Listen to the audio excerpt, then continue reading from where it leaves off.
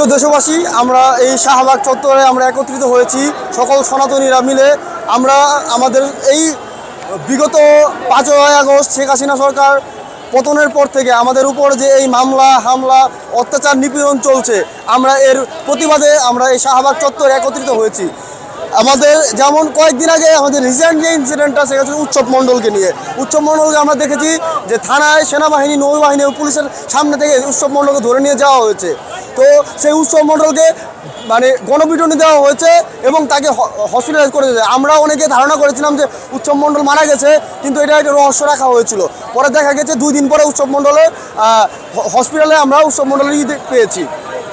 তো এই উৎসব মণ্ডল সহ আমাদের যে এই প্রতিনিয়ত এবং আজকে কালকে প্রতিনিয়ত আমাদের এই মন্দিরের উপর হামলা চলছে।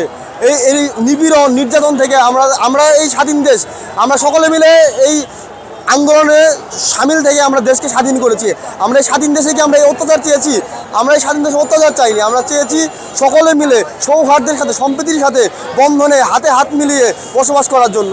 কিন্তু এই কিছু স্বৈরাচারী কিছু কট্টরপন্থী লোক আমাদের এই হিন্দুদেরকে এই দেশে থাকতে দিচ্ছে না।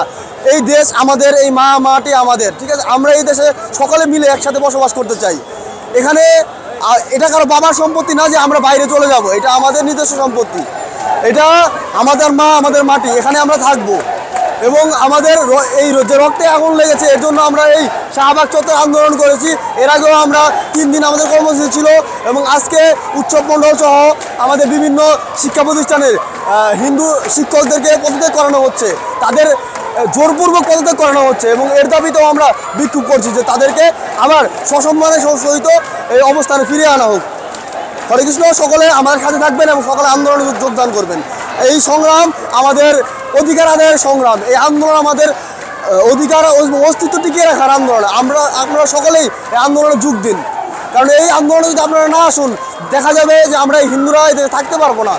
যেমন ইতিমধ্যে আমরা দেখতে পেয়েছি যে রংপুর দিনাজপুর সব বিভিন্ন এলাকা দিয়ে বর্ডার দিয়ে হিন্দুরা বাংলাদেশের ভারত চলে যাচ্ছে। আমরা কেন চলে যাব?